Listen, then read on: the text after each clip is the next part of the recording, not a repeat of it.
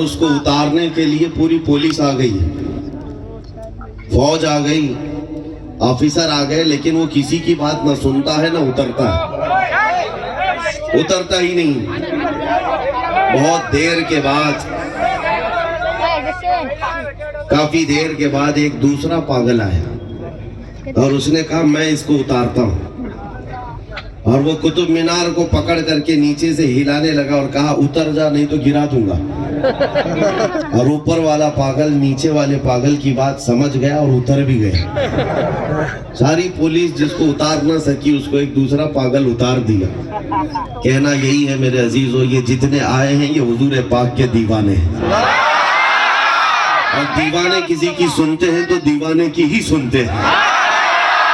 ادھر بھی دیوانوں کا ہجوم ہے اور کھڑا جو بات کر رہا ہے یہ بھی پاگل ہی ہے۔ اگر ہوش والا ہوتا تو اس زمانے میں اس طرح کی باتیں نہ کر رہا ہوتا۔ بہرحال آج کے ان حالات میں مجھے بات اتنی کرنی ہے کہ اس روئے زمین پر جو دیوانہ بن کر زندگی گزارتا ہے وہی اصل ہوش والا ہے، اور جو ہوش سے کام لینے کی کوشش کرتا ہے وہ خسارے میں چلا ہی جاتا ہے۔ حضور پاک صلی اللہ تعالیٰ علیہ وسلم کی جب بات آئے تو صحابہ کا مسلک اور صحابہ کا مزاج ہم نے دیکھا ہے، پھر انہوں نے دنیا کے قانون اور دنیا کے دستور کو نہیں دیکھا، اپنی دیوانگی کو دیکھا ہے۔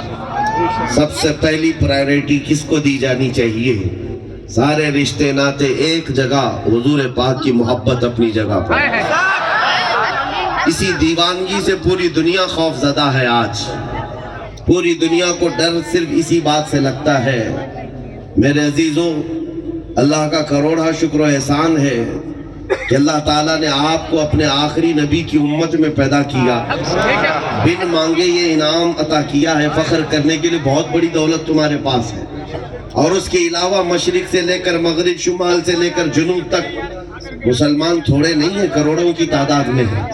امت میں 1000 فرقے بھی موجود ہیں، لیکن ان سب کے ہونے کے باوجود آپ کو جس جماعت میں اللہ نے پیدا کیا وہ لبیک یا رسول اللہ کہنے والا، اپنے نبی کو سب سے زیادہ پکارنے والی قوم وہ اہل سنت و جماعت ہے۔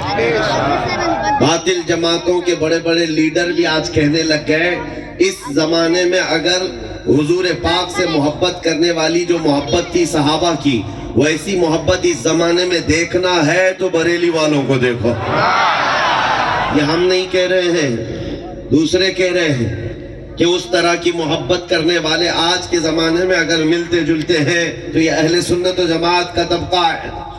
اس بات پر فخر کرو میرے عزیزوں، تمہارے پاس بہت بڑی دولت اور بہت بڑی نعمت ہے، اور اس چیز کو چھوڑ کر پھر کسی دوسری طرف منہ اٹھانا یہ تمہیں زیب نہیں دیتا۔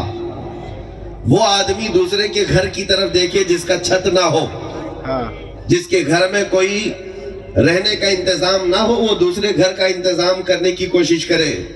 جس کے پاس کائنات کا کل اثاثہ موجود ہے، آمنہ کے لال کا حسن تمہارے پاس ہو، صدیق اکبر کی صداقت تمہارے پاس ہو، فاروق اعظم کی عدالت کی مثال تمہارے پاس ہو، عثمان غنی اور حیدر کرار جیسی عظیم شجاعتیں اور خلافتیں تمہارے پاس ہوں، تو تمہیں یہ زیب نہیں دیتا کہ پھر آج کے آئے ہوئے نئے لوگوں کی طرف تم چہرہ اٹھاؤ۔ تمہیں کسی کی طرف دیکھنے کی ضرورت نہیں، اسی لیے قرآن کی آیت میں نے خطبے کے بعد ہی یہ پڑھی ہے، وَمَنْ يَبْتَغِي غَيْرَ الْإِسْلَامِ دِينًا فَلَنْ يُقْبَلَ مِنْهُ، جو اسلام کے علاوہ دوسری طرف منہ پھیرتا ہے قیامت کے دن سب سے زیادہ گھاٹا اٹھانے والا ہوگا، سب سے زیادہ نقصان اٹھانے والا ہوگا۔ اور آج کا دور تمہارے ایمان کے استقامت کے امتحان کا دور ہے۔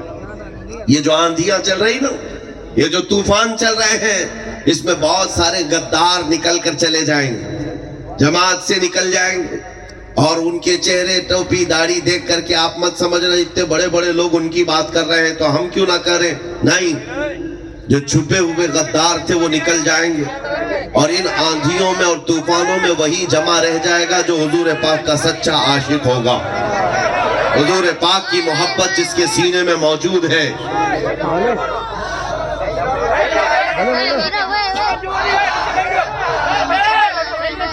کیمرے والے آپ تھوڑا سا آپ سائیڈ ہو جائیں، اب یہ کسی کو نہیں برداشت کریں گے۔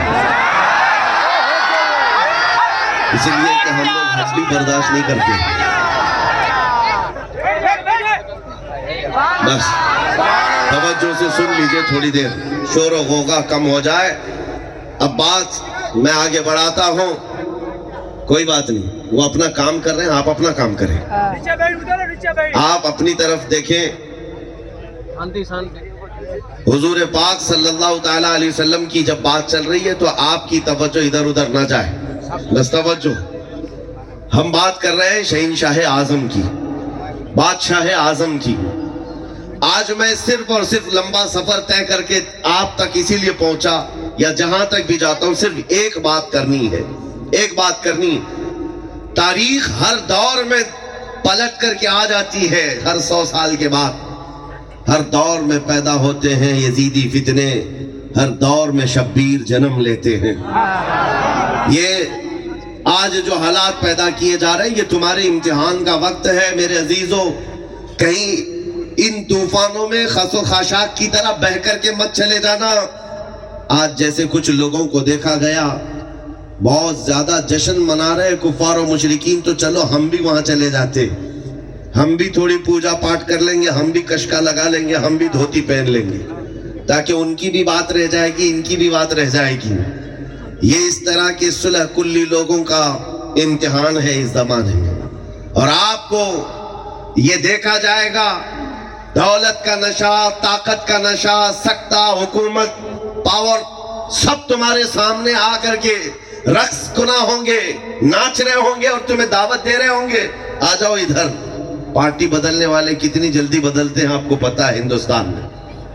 شام میں کسی اور پارٹی میں تھا, صبح اٹھ کے پتا چلا یہ ادھر چلا گیا ہے. یہاں بہت تیزی سے بدلنے کا زمانہ ہے. آپ کے سامنے بھی یہ حالات آئیں گے, کتنی جلدی بدلتے ہو.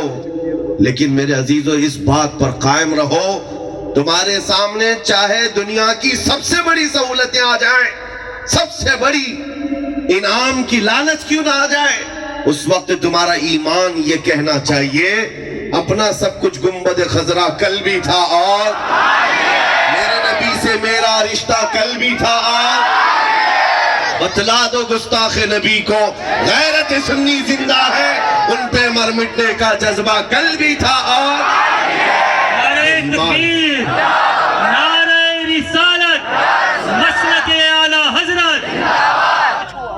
نبی پاک صلی اللہ تعالیٰ علیہ وسلم کے دربار میں مکہ کے مشرکین آئے تھے اور انہوں نے کہا تھا اے محمد عربی صلی اللہ علیہ وسلم, ہم آپ کے دین میں ساتھ ساتھ چلیں گے, بس ایک ہی شرط ہے, آپ ہمارے خداؤں کے اوپر ایک بار ہاتھ رکھ دیجئے, جن کی ہم پوجا کرتے ہیں, جن کی عبادت کرتے ہیں, ایک بار آپ ہاتھ رکھ دیجئے, ہم آپ کے اس میں آئیں گے, دونوں برابر چلتا رہے گا.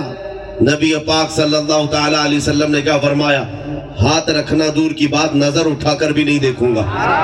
اور پوری سورہ نازل ہو گئی قرآن پاک میں, قل یا ایھا الکافرون لا اعبد ما تعبدون. اے محبوب آپ فرما دیں اے کافروں, میں اس کی عبادت نہیں کرتا جس کی تم عبادت کرتے ہو. یہ پوری سورہ موجود ہے یا نہیں قرآن پاک میں؟ لہذا تمہارا ایمان بھی یہ کہے کہ ہم اللہ رب العزت کے دربار میں اپنی پیشانی جھکاتے ہیں, اس کے علاوہ کہیں ہماری پیشانی نہیں جھکتی. یہ دنیا کی واحد قوم ہے, واحد قوم ہے مسلمان. سارے جتنے بھی دھرم ہیں, جتنے بھی ادیان ہیں, ان کو جا کر دیکھ لینا, ان کی عبادت کرنے کے جو طریقے ہیں, جب جھکنا ہوتا ہے تو اپنے اپنے خدا کی کوئی تصویر ہوتی ہے یا صورت ہوتی ہے, اس کو دیکھ کر جھکتے ہیں. صرف مسلمان ہیں, کروڑوں مسجدیں جا کر دیکھ لو, کہیں خدا کی کوئی تصویر ہے؟ نہیں ہے. نہ ہی کوئی مسلمان آ کر امام صاحب سے پوچھتا ہے کس کو دیکھ کر جھکو, نہیں. ان کی شان ہے یؤمنون بالغیب, یہ غیب پر ایمان لانے والی جماعت ہے. صرف نام اللہ کا لیا جائے, ہماری پیشانی زمین پر چلی جاتی. اور دوسری ایک اسپیشلیٹی میں آپ کو بتاؤں, آپ مسجدوں میں جاتے ہیں, اپنے امام کو دیکھتے ہیں, امام سے میں کہتا ہوں امام صاحب اپنے باپ کا نام لے کر کے رکوع میں جھکا کر دکھاؤ کسی کو, کسی بادشاہ کا نام لو اور قوم سے کہو چلو سجدے میں گر جاؤ, کوئی نہیں جھکے گا. ہاں اگر ایک کسان کا بچہ بھی حافظ قرآن اللہ کا نام لے لے تو بڑے بڑے سورما بھی پیشانی جھکا دیتے. پیچھے کھڑا ہوا بادشاہ ہی کیوں نہ ہو, اللہ اکبر کہا جائے تو پیشانی جھکتی ہے کہ نہیں جھکتی؟ یہ بات اس لیے میں کہہ رہا ہوں ان ظالموں کو یہ پتہ چل جانا چاہیے اس پیشانی کو جھکانا ہو تو صرف ایک ہی نام ہے، وہ اللہ اکبر۔ اس کے علاوہ کسی نام سے یہ پیشانی کبھی نہ جھکی تھی نہ 5 سال کی حکومتوں کے سامنے جھکنے والی پیشانی نہیں ہے، اللہ رب العزت کے دربار میں جھکنے والی یہ پیشانی جس کو اللہ تعالیٰ نے اتنا محفوظ رکھا۔ تفسیر میں فرمایا گیا ہے بکری، بیل، بھینس یہ سارے جانور جو ہے کھانا اپنا منہ زمین پر لگا کر کھاتے، چارہ ان کا نیچے پڑا ہو سر جھکا کر کے کھاتے ہیں کہ نہیں کھاتے؟ لیکن انسان کو اللہ تعالیٰ نے سر جھکا کر چاٹ کر کھانے والی عادت نہیں دی، ہاتھ سے اٹھاؤ اور منہ تک لے جاؤ۔